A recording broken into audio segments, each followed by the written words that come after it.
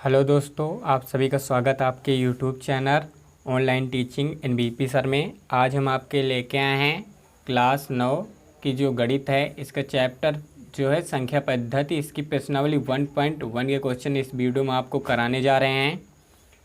इसमें हम आपके 4 क्वेश्चन कराने वाले 1.1 के बहुत ही अच्छे से। अगर आप चैनल पर नए हैं या अभी तक आपने इस चैनल को सब्सक्राइब नहीं किया है तो चैनल को सब्सक्राइब करके बेल आइकन वाला बटन दबा लीजिए, जिससे कि आने वाली हमारी अगली वीडियो नोटिफिकेशन आपको मिले सबसे पहले।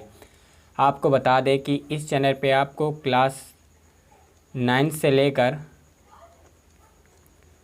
12 तक की मैथ की वीडियो मिलने वाली है, वो भी एक सीरियल वाइज से। जैसे यहाँ देखिए, पहला वीडियो है तो 1 है, पहला है, दूसरा वीडियो आएगा तो हर वीडियो पे नंबर पड़ा रहेगा, तो इस हिसाब से आप एक सीक्वेंस से पूरी वीडियो देख सकते हैं। चलिए वीडियो शुरू करते हैं। तो देखिए, सबसे पहले जो प्रश्नावली है इसका नाम क्या है आपको पता है। जो प्रश्नावली संख्या पद्धति है, तो सबसे पहले आपको पता होना चाहिए कि संख्या पद्धति होती क्या है। तो सबसे पहले आपको इसके बारे में बता दें कि जो संख्या पद्धति ये होती क्या है, तभी आप आगे कर पाएंगे। तो देखिए, संख्या पद्धति, इसमें आपको बता दें कि संख्या जो होती 2 प्रकार की होती। कितनी प्रकार की होती? 2 प्रकार की। कौन कौन? एक होती वास्तविक संख्या जिससे आप रियल नंबर बोलते हैं, और दूसरी कौन सी होती है? काल्पनिक संख्या जिससे आप इमेजिंग नंबर बोलते हैं। देखिए, वास्तविक संख्या फिर से 2 पार्ट हो जाते हैं। कौन कौन होते हैं? तो पहली संख्या होती है परिमेय संख्या, और दूसरी कौन होती है? अपरिमेय संख्या। तो भी परिमेय संख्या को होती है जो p/q के रूप में होती है। परिमेय संख्या होती है जो जैसे अंडर रूट में है, और जो अशांत हो और कभी रिपीट ना हो, वो संख्याएं जैसे ... ये भी अपरिमेय अंतर आती है। और पाई भी एक अपरिमेय संख्या, और 22/7 की बात करें तो ये एक परिमेय संख्या है। तो आपको इसमें सबसे पहले पता होना चाहिए कि प्राकृतिक संख्या कौन सी होती है। जिससे आगे प्राकृतिक संख्या कौन होती है? तो 1 से शुरू होती है। कितने से? 1 से इन्फिनिट तक। उसके बाद आपको पता होना चाहिए जैसे पूर्ण संख्या कौन सी होती है। तो पूर्ण संख्या ये 0 से शुरू होती। कितने से? 0 से शुरू होती हैं। और जैसे तीसरी, और जब पूर्णांक, तो पूर्णांक क्या होता है ये भी पता होना चाहिए आपको। पूर्णांक माइनस, जिसमें माइनस के भी संख्याएं हों और 0 भी शामिल हो और प्लस की भी संख्याएं हों, वो होते हैं पूर्णांक। और आपको बता दें जिससे पूर्णांक के बाद आपको पता होना चाहिए भाज्य संख्याएं और अभाज्य संख्याएं।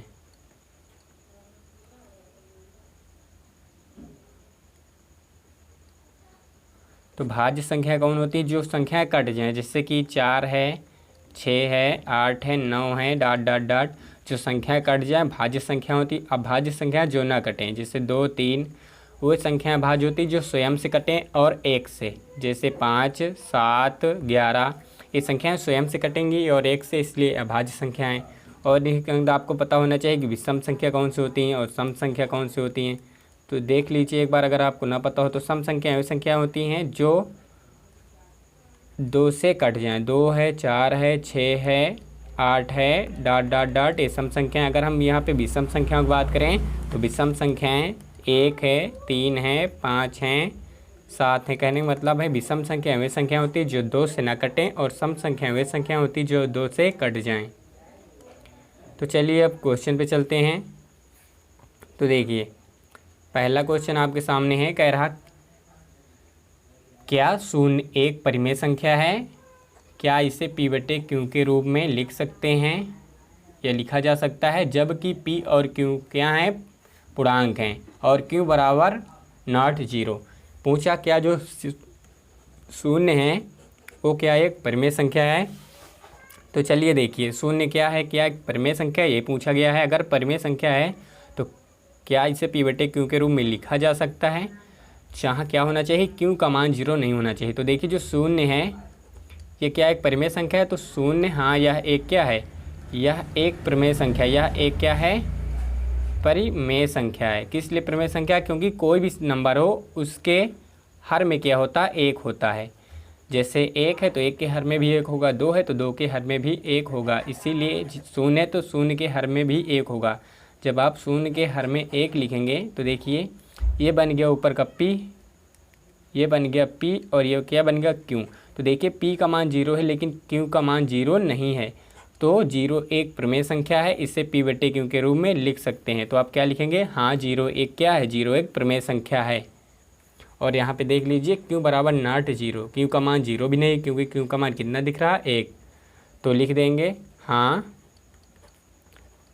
0 एक प्रमेय संख्या है, एक प्रमेय संख्या है। तो ये हो गया इसका आंसर। चलिए दूसरे क्वेश्चन पे चलते हैं। तो देखिए दूसरा क्वेश्चन है, इसको आपको हम एकदम शॉर्ट तरीके से बताएंगे, जिससे देखिए कह रहा 3 और 4 के बीच 6 प्रमेय संख्याएं। सबसे पहले इसमें आपको एक ही तरीका सब में लगाना होगा, वो बहुत ईजी तरीका है। देखिए ये आपको पता होना चाहिए कितनी प्रमेय संख्या निकालनी है, 6, और इस तरीका सब पे लागू होगा, केवल आपको ध्यान देना चाहिए कि हर बराबर होना चाहिए। तो देखिए सबसे पहले हम हल करते हैं। हल तो क्या ज्ञात करना है, 3 और 4 के बीच 6 प्रमेय संख्याएं, कितनी 6 प्रमेय संख्याएं, प्रमेय संख्याएं। तो कैसे लगाएंगे, तो देखिए जब 6 प्रमेय संख्याएं पूछा गया है तो सबसे पहले आपको पता होना चाहिए कि जिसके बीच में लगाना हो, जिसके बीच में भी लगाना हो तो वैसे ही हम लगाएंगे।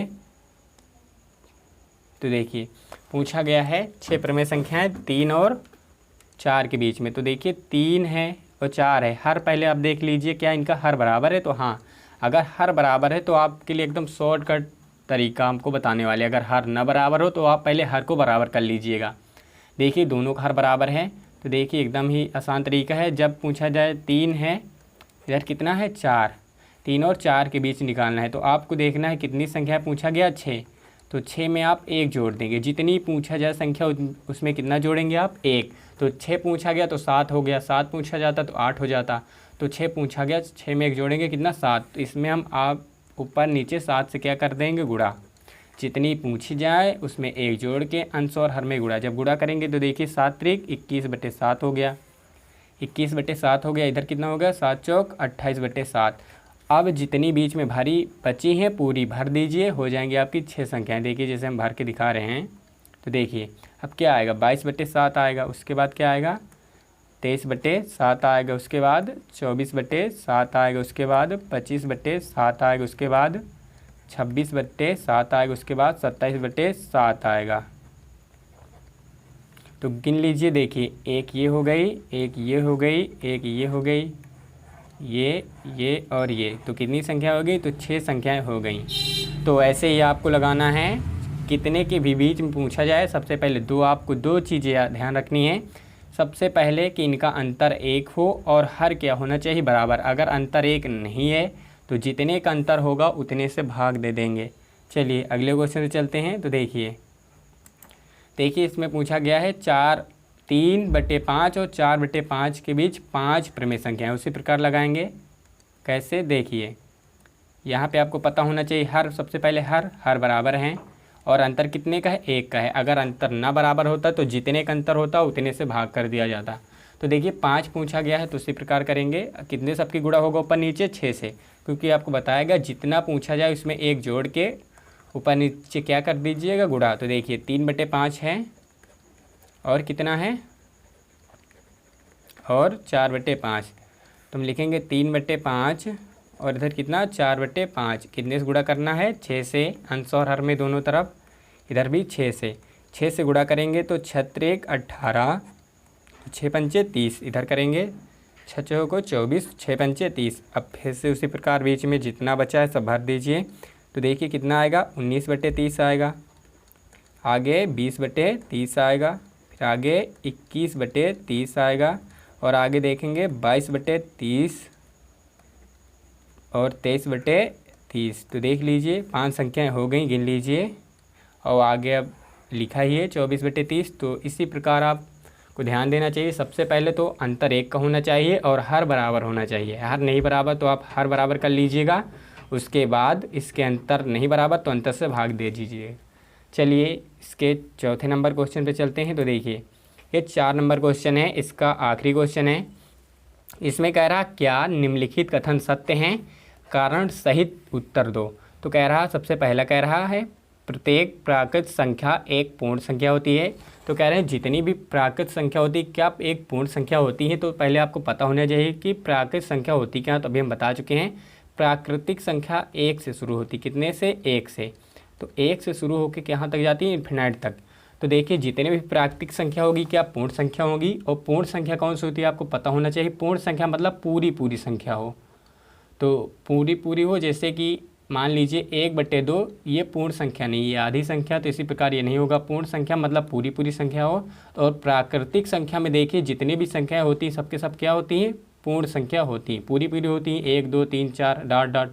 तो इसी प्रकार पूर्ण संख्या है ना, ये देखिए 1 भी पूर्ण है, 2 भी पूर्ण है, 3 भी पूर्ण है, जितना लिखेंगे सब पूर्ण संख्या। पूर्ण संख्या का यही मतलब होता है, जिससे लिख दिया जाए 9/2 तो ये पूर्ण संख्या नहीं, काटेंगे आप 4.5 आएगा तो पूर्ण संख्या नहीं है। तो जैसे और लिख सकते हैं आप 6 लिख सकते हैं, ये भी पूर्ण संख्या मतलब पूरी पूरी है। तो आप समझ गए होंगे इस क्या है, ये सत्य है। ये क्या है, ये सत्य है। तो ये देखते हैं, देखिए प्रत्येक पूर्णांक एक पूर्ण संख्या होती है। कह रहा है जो पूर्णांक होते हैं क्या एक पूर्ण संख्या होती है। तो चलिए इसमें हम बात कर लेते हैं। तो देखिए जो पूर्णांक होती है आपको बता चुके हैं कि पूर्णांक क्या होता है। अभी तुरंत बताएं कि पूर्णांक जो होता है वो माइनस से शुरू होके 0 तक जाता है, 0 से भी प्लस तक भी जाता है।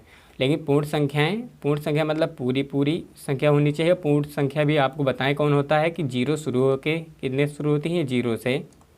देखिए 0 शुरू होते हैं और इन्फिनाइट तक जाते हैं। तो इसमें कहीं माइनस का आएगा तो माइनस में नहीं आएगा, क्योंकि पूर्ण संख्या माइनस में नहीं होती, इसलिए क्या है, असत्य है। क्या है ये, असत्य है। तो इसको हम असत्य लिख देंगे। लास्ट क्वेश्चन कह रहा है प्रत्येक परिमेय संख्या एक पूर्ण संख्या होती है। तो पूछा क्या जितनी भी क्या परिमेय संख्या होती है सबके सब पूर्ण संख्या होती है। तो देखिए परिमेय संख्या क्या होती है, जो p/q के रूप में होती हैं। तो p/q के रूप में मान लीजिए 1/2 है, तो क्या 1/2 पूर्ण संख्या है, तो 1/2 पूर्ण संख्या नहीं है। तो ये भी क्या हो गया, असत्य। तो अगर आपको वीडियो अच्छी लगी तो वीडियो को लाइक कर लीजिए। चलिए मिलते हैं अगले वीडियो में, तब तक के लिए जय हिंद जय भारत।